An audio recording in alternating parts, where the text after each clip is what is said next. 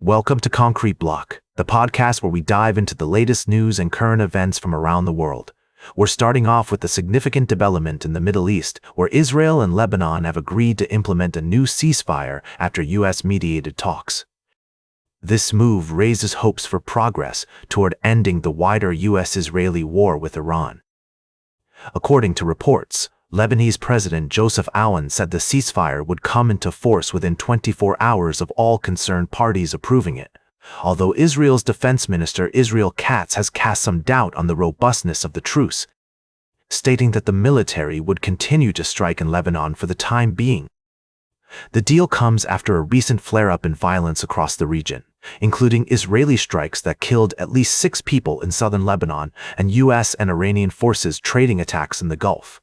Iranian forces also struck Kuwait, damaging its airport and injuring dozens. Despite these challenges, U.S. President Donald Trump has suggested that there could be progress in negotiations with Iran as soon as this weekend.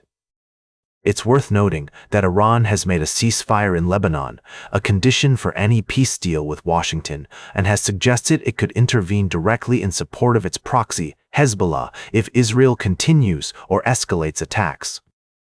The situation remains complex, with multiple parties involved and various conditions being negotiated. Iran's supreme leader, Ayatollah Mojtaba Khamenei, has urged unity and patience among Iranians, stating that the country's enemies have already been defeated on the battlefield and are now seeking to sow internal divisions. The path forward will likely involve delicate negotiations, including discussions about access to oil revenue, sanctions, and leverage over the Strait of Hormuz. We'll continue to follow this story and provide updates as more information becomes available. For now, it's a crucial step towards potentially ending the conflict, but many challenges lie ahead. We'll be right back with more of today's top news on Concrete Block. Welcome back to Concrete Block. We're diving into the world of artificial intelligence and its potential impact on our lives. Today, we're exploring the ongoing debate about AI regulation and the concerns surrounding its development. Recently, Sam Altman, CEO of OpenAI, has been in the news for his stance on AI regulations. He's advocating against proposals that would require AI model approvals, citing concerns that such measures could stifle innovation. This comes after President Trump signed a new AI order, which some see as a step towards greater oversight of the industry.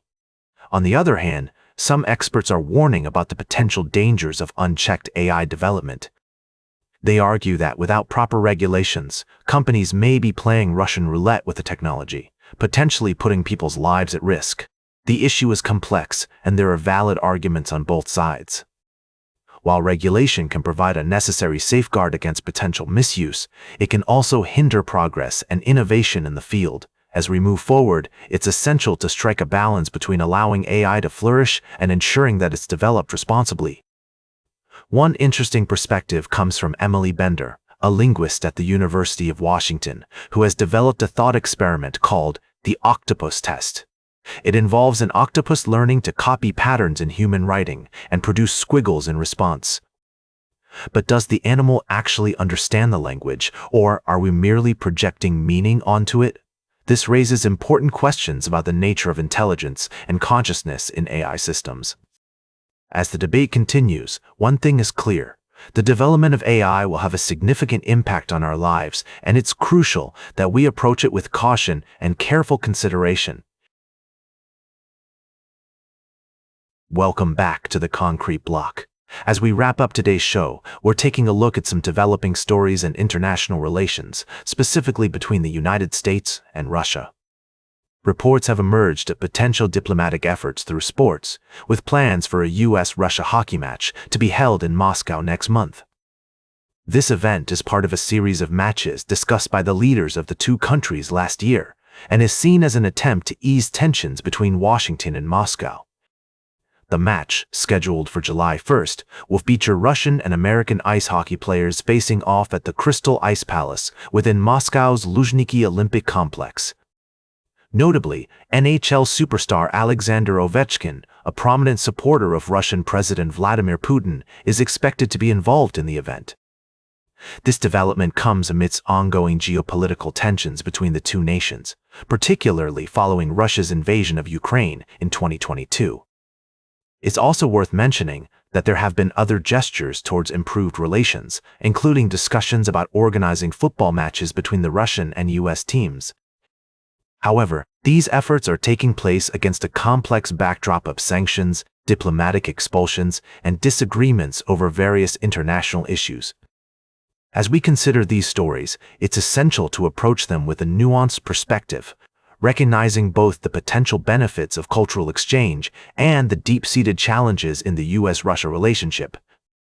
Sports diplomacy has historically been a tool used by nations to foster goodwill and understanding, but its impact on broader geopolitical dynamics remains to be seen. That's all for today's Concrete Block. Remember to like, share, and subscribe, and until next time, stay informed.